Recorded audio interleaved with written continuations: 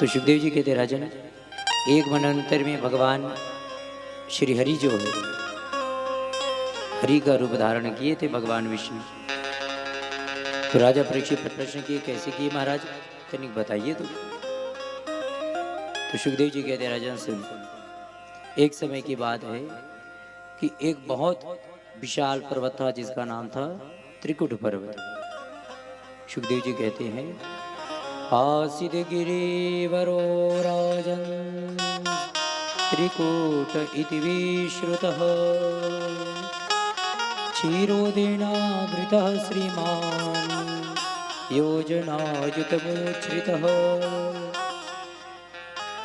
सुखदेव जी कहते राजन, एक बड़ा ही विशाल पर्वत था जिसको व्यक्ति त्रिकुट पर्वत कहते, और इसी त्रिकुट पर्वत पर एक बड़ा भयंकर विशाल गज निवास करता था। यह हाथी जो था परम शक्तिशाली था। इस हाथी के अंदर अन्य हाथियों की तुलना में 10,000 हाथियों का बल था, और इस हाथी को अपनी शक्ति के ऊपर, अपने परिवार के ऊपर बहुत अभिमान था। सुखदेव जी कहते राजन, इस हाथी का परिवार बहुत लंबा चौड़ा, बहुत लंबा चौड़ा, और हाथी को इसी का बड़ा अभिमान था कि कहीं मेरे ऊपर कोई आंच आया तो सबसे पहले मेरे परिवार वाले ही मुझे बचाने के लिए दौड़ेंगे। परिवार का अभिमान था। तो सुखदेव जी कहते राजन, एक दिन की बात है कि गजेंद्र अपने सभी परिवार वालों को लेकर, अपने परिकरों को लेकर वहीं त्रिकुट पर्वत पर एक झील था, उसमें स्नान करने गया। और जब स्नान करने के लिए गया तो हजारों हाथी का जो झुंड है उस सरोवर में घुस गया, और बढ़िया एक दूसरे के ऊपर जल सिंचित करके बढ़िया जल क्रीड़ा कर रहे थे, आनंद ले रहे थे। तो इस प्रकार सारे हाथी बड़े आनंद के साथ बढ़िया जल विहार कर रहे थे। तो देखते देखते वह जो झील था पूर्ण रूप से गंदा हो गया, और इसी झील में एक मगर रहा करता था जो इस बात पर बड़ा क्रुद्ध हुआ। मगर को बड़ा गुस्सा आया कि मेरे घर में आकर ये हाथी लोग मेरे घर को गंदा कर रहे। और ये मगर जाकर उस गजेंद्र के पैर को पकड़ लिया, और जैसे उस गजेंद्र के पैर को पकड़ा तो हाथी सोचने लगा, ये तुच्छ सा मगर और मेरे पैर को पकड़ रहा है, अरे अभी कहीं इसके ऊपर पैर रख दूं तो ये मर जाए। अभिमान में था गजेंद्र, ध्यान नहीं दिया। धीरे धीरे समय व्यतीत होते गया, और वो जो ग्राह था वो अपना पकड़ मजबूत बनाने लग गया।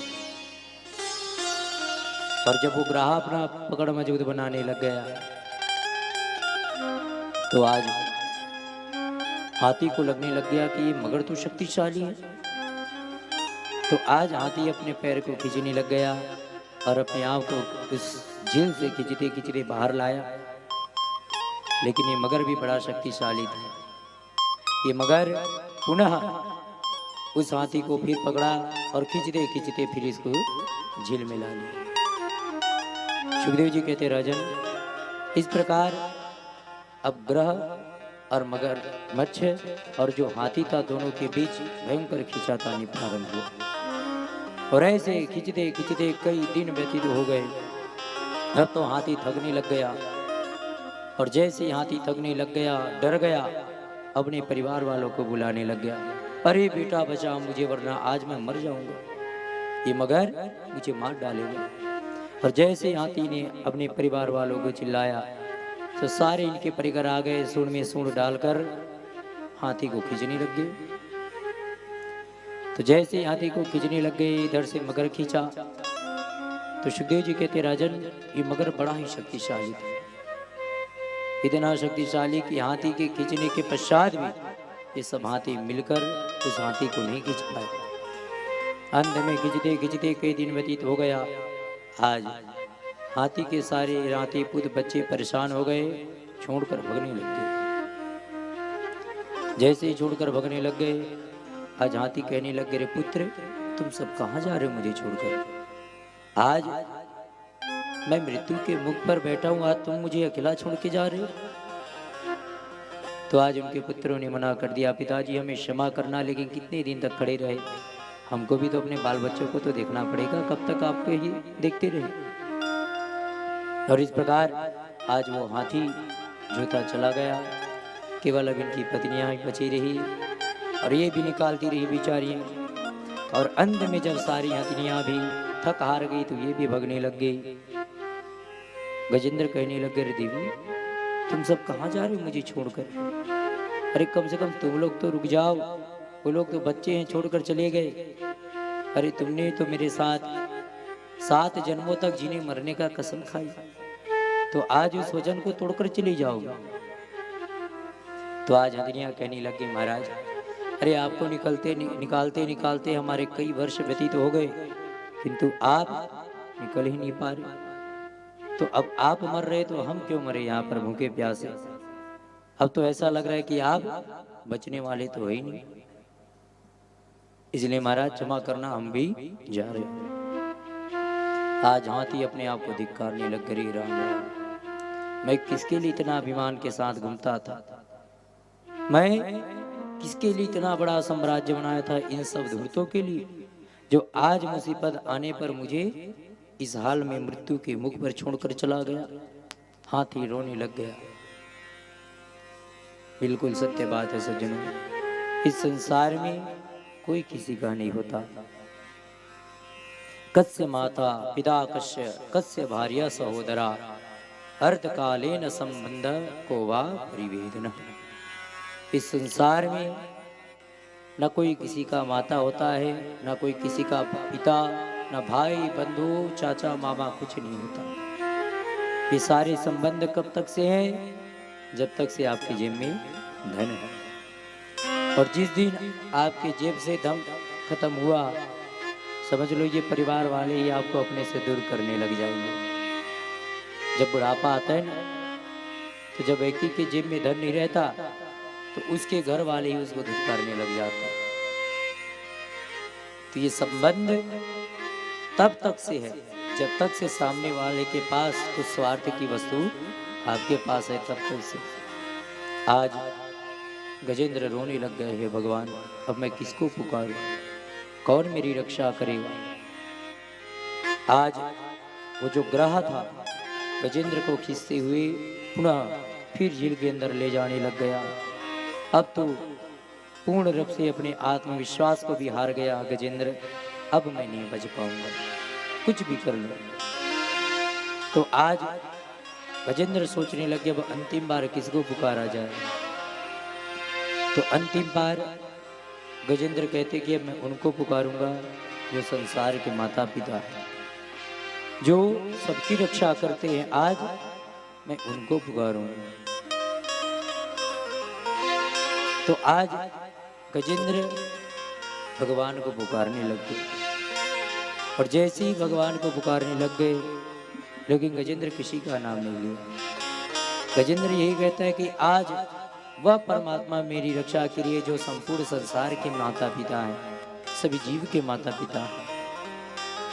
और जब सारे देवी देवता नहीं आए तो अंत में भगवान सोचे इस संसार का माता पिता तो मैं ही हूँ। तो आज भगवान श्री हरि से अपने भक्त के कष्ट को दिखाने गया, और आज भगवान जो है चतुर्भुज रूप में प्रकट होकर आज गजेंद्र को बचाने के लिए गए।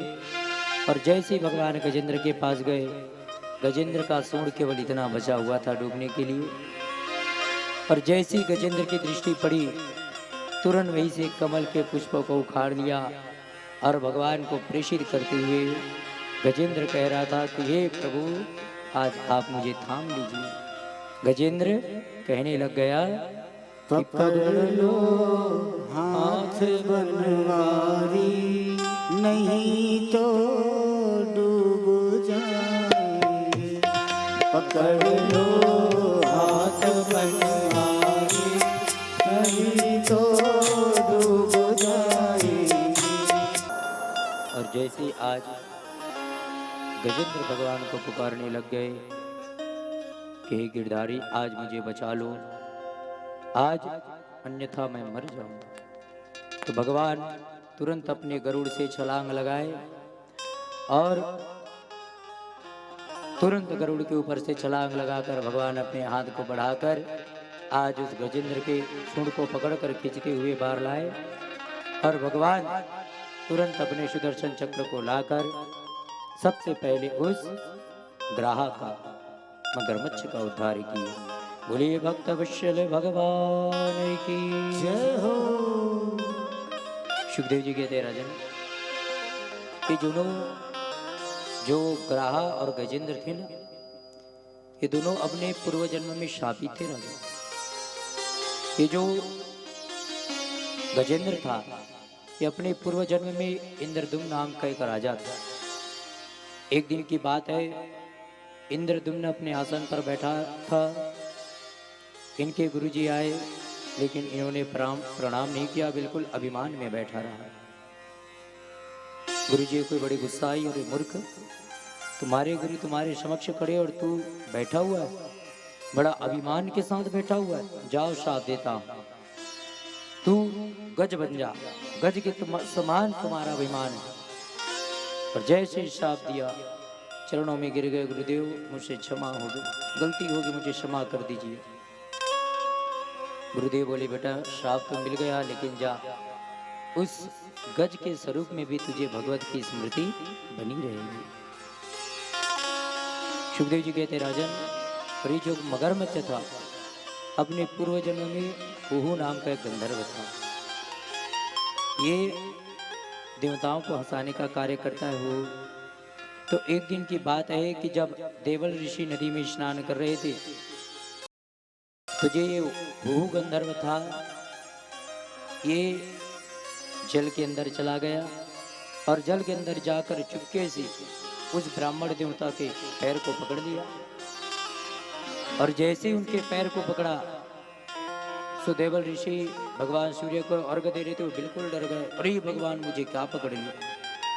और जैसे बाबा जी बिल्कुल डर गए सो हो ताली पिटती जल से निकला, बाबा जी डर गए, बाबा जी डर गए। बाबा को बड़ा गुस्सा आया, अरे मूर्ख, आज एक संत पूजा कर रहा है, तो उसका उपहास कर रहा है, उसको डरा रहा है, और मगर के समान मेरे पैर को पकड़ रहा है। जाओ श्राप देता हूं, तू मगर बन जा। और जैसे श्राप दिया वो तो कहने लग गया, महाराज ये आपने क्या कर दिया, अरे हम तो आपके साथ हंसी मजाक कर रहे थे और आपने श्राप ही दे दिया। तो देवल ऋषि कहते बेटा मेरा श्राप है विफल नहीं होगा, लेकिन जा मेरा आशीर्वाद है, ऐसे ही तू पैर पकड़ते रहना, एक दिन तेरा कल्याण हो जाएगा। और आज वही जो ग्राह